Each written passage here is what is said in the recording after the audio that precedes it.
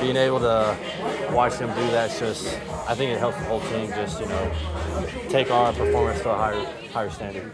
This offense has scored 111 points in the last 3 games. How do you describe why it's so successful? I think, we're just really trying to do our best for each other and, going back to the drawing board a few weeks ago and just trying to see, where we can get better. And, I think the mentality of just trying to get better each week, there's always something to get better at. Yeah. And, we'll do the same thing this week, too, is to go back and see what we can do better from this game and try to improve for next week and just take it one day at a time. We see the stats that Stafford's put up. He's got 13 touchdowns, right, in the last 3 games, franchise record. But being in the huddle, what do you see? What is he doing that's jumping out to you? Just being himself, he's laser focused as always, and for him to play at the level that he plays at, it's amazing and it's contagious, and we feed off of that as an offense and I think as a team in general. I think the defensive guys see it too, and you always want to play good for Stafford just because he's laying on the line for you. Appreciate it. Thank you. Career passing touchdown of his career. I did? Yeah. Oh, that's pretty cool. Did he say anything to you? I'm guessing not if you didn't know. No, I had no idea. That's pretty cool though. That's pretty cool. How much were you guys looking on the schedule to get some payback on the Niners for losing the game at your house? I think we just try to take it 1 week at a time. I think everyone, respect all, fear none is kind of a saying that we have. Obviously playing them back in week 5 and felt like we could have played better and, hated how that turned out. Maybe a little bit, but, I think we're just trying to treat each opponent the same. And how about also just the fact that, you guys know you're chasing the NFC West and try to just keep pace with Seattle? Yeah, no, like I said, I think we're just taking it 1 week at a time and, trying to get better each week and see where it goes. Hey, Nate, another punch-out. Describe that one. Yeah, first and foremost, I want to thank God for putting me in this position to talk to you guys and coming out of the game healthy. The punch-out, we're playing a vision zone through the in route, and like you said, always looking for the ball. I saw him trying to break and tackle, and that's kind of when you're hunting those opportunities, threw the shot, and it came out. Earlier this year, Sean McVay talked about how the defense was inspiring him. And even today, he said what inspired him was how you guys use everybody. As a defensive man, how's the offense inspiring you guys? Oh, they're electric, scoring points, capitalizing on turnovers, keeping the ball for a long time. And these last few games that, we've ended with the football. We haven't had to put the defense back out there, which is just points to their dominance, really, and the leadership of Coach McVay and Stafford, and just the collective effort of all 11 of those guys, or the 20 guys that are contributing, says a lot the way that we're able to finish those games with the offense on the field. Emmanuel Forbes getting an interception, his second straight game. Just what was your reaction to seeing that play unfold? So happy for him. He's continued to streak. That's 2 now. Now we got expectation to get another one, every game. Super happy for him. Guy grinds in practice, works hard, comes to work every day, and you can see that the fruits of his labor are coming to light. This is obviously your first year here, but just curious what you've noticed out of Sean McVay when you guys have stumbled against the Eagles or the 49ers. He talks a lot about how the loss needs to become a lesson, and you guys respond really well. So I guess what is it about him or this franchise that's been able to bounce back that well? Yeah, I think just his leadership as a whole, the way he inspires guys, and the culture that he's built throughout the years of his being here, allow you to fall back on that when you hit adversity, and you're going to hit adversity, whether it be a loss or even in game, a few plays here and there. He does a great job of just rallying everybody and who he puts in the locker room. I feel like when you're on a heater, you just don't touch whatever he's doing. I'm like, you can do whatever. You can walk on water right now. So I'm like, I just try to stay out of his way as best as I can. When he communicates, I listen. How do you describe how he's playing though right now?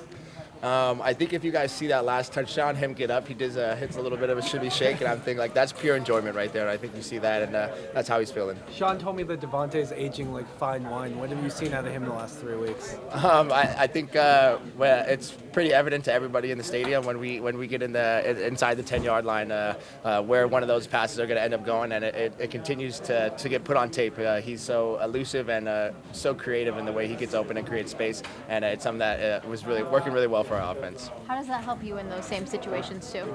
I think when we line up on kind of the flow of the defense, where they're leaning and stuff like that, and then also the opportunity to run the ball too. So I'm like the misdirection that we can go, the motions. I feel like the possibilities are endless.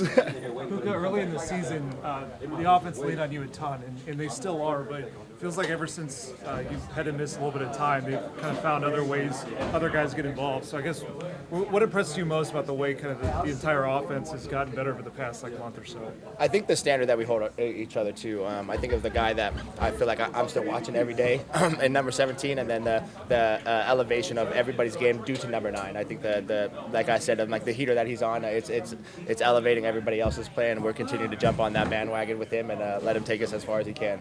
Are you seeing Sean have fun with the play calling, with how versatile this offense has been? I think 100%. I mean, I feel like when you see the weapons that we have on offense, well, it's 13 or 11 personnel, and hopefully some 10 personnel coming out there soon. But I'm like, it's the possibilities are on this, so I'm sure he's salivating.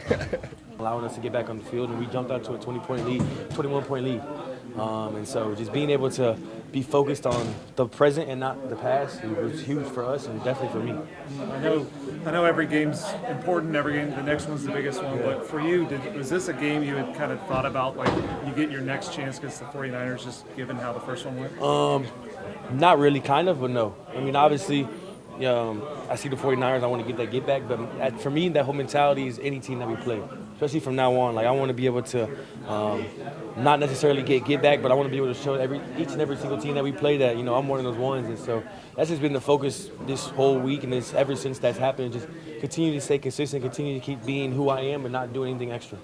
Did you catch Matthew's celebration? Heck yeah. I told Matthew he started a new celebration, so the next time I score, you're going to see me do the Matthew Stafford celebration. So I'm going to be like this. Hopefully there ain't going to be no fine, but yeah. When you see Matthew start doing things like that, what's it say about where he's at? It's sick. I mean, honestly, it's really cool to watch because, I grew up watching Matthew Stafford. I grew up turning the TV on and being able to see the Lions go to work on Sundays. And so it's really just cool just being on the field, seeing and witnessing greatness and just being on his teammate. Like, to me, that was like a jaw-dropping experience. Like, he did that one, the no-looker, but he also did the step-back 3, threw it to DA in the end zone. Like, that to me is like, he has so much control over the game. He knows exactly how to dictate a defense. Have you ever told him that you grew up watching? No, I haven't really fanboyed to him, not really. I try to just keep it like, that's my teammate, that's my brother, so I'm not trying to do too much, but he definitely might make him feel old. Definitely one of those ones, yeah. Feels like ever since the offensive line got healthy, they've really surged. Just what's it like to run behind that group right now? It's easy, shoot. It's really easy. All we got to do is get the ball secure, and the holes are going to be there to be hit and be made. So shout out to those front guys, those front 5, starting with Alaric, Steve, Coleman, K-Dot, and Rob, just, being able to consistently run the ball, consistently pass the ball, knowing that those guys up front are going to protect everything, it's a huge blessing to have as a team.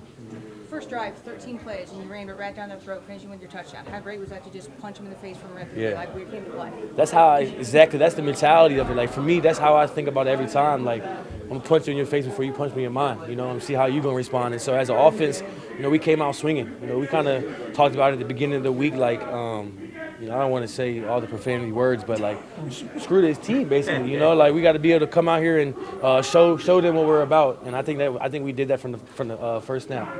Playing well. What's it like to have an offense, that if you guys just give them the ball back, they have an opportunity to win games for you guys? We pride ourselves on holding teams to less points and just playing hard and out physical people. So yeah. Okay.